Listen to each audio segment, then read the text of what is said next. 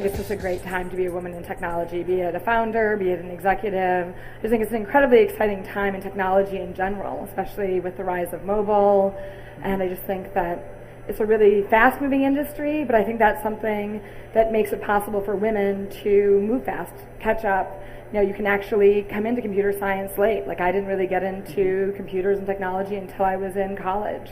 But, you know, because it is a fast-moving industry, it's an easy place for you to pick things up. A lot of the studies show that women hesitate to get into technology or computer science because they think there's a certain culture, right? You know, that, you can't dress night, you stay up all night, you eat espresso, beans covered you wear in chocolates, jeans, t-shirt. Yeah, you have to dress badly. And I think it's more about seeing there's all kinds of different women who can do this. You can wear ruffles, right? You can be a jock, and you can still be a great computer scientist or a great technologist or a great product designer. And by seeing many different people who can all do it on their own terms, you realize that you can do it on your own terms, that you don't need to conform to that stereotype and to that culture, that you can bring what you have to offer to the table. Right now is a great time to be a woman in tech, but there's not enough women in tech. Right. But I worry that a lot of times the conversation gets really focused on what percentage of the pie is women. Right. And the truth is, the pie isn't big enough.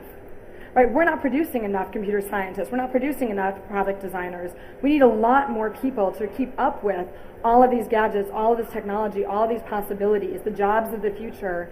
We really need a lot more people interested in mobile technology, in computers. Right? We need a lot more people, and if we grow that number, the number of women will by its very nature go up. Right? The statistics are things like, for the advanced placement exam, 200,000 students a year take the calculus exam. Only 14,000 take the computer science exam. So 7% of the kids who think they're good at math take both the math exam and the computer science exam. But if you talk to Google engineers, they've actually done studies, only 2% of Google engineers weren't exposed to computer science in high school. Which means if you graduate from high school and you haven't been exposed to computer science, the odds that you're going to end up being an engineer somewhere are incredibly low. So we really just need to get that number up, right? Imagine if we had 200,000 or 500,000 students graduating from high school every year that were taking computer science as well as calculus, as opposed to just 7%.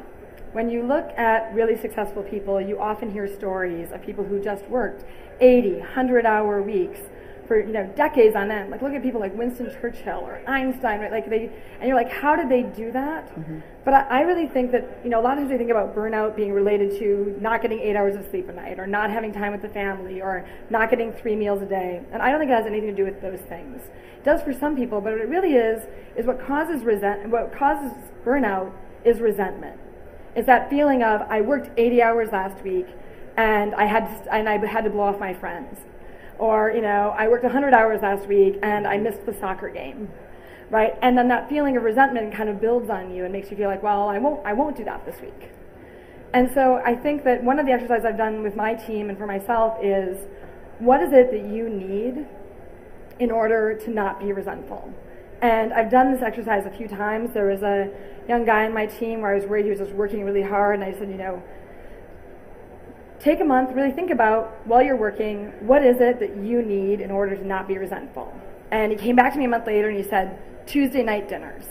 Turned out he had just graduated from school, and the whole friendship group would kind of do this potluck on Tuesday nights. And I said, tell me about Tuesday night dinners. He said, well, Tuesday night dinners, we'd all do this potluck, and if I have to skip it when it's at someone else's house and not see them, or even worse, if I have to cancel it when it's at my house because something comes up on Tuesday night, I'm just resentful the whole rest of the week. I just feel like, I did all this work and I couldn't even get to Tuesday night dinner. And I said, okay, then let's just never miss another Tuesday night dinner.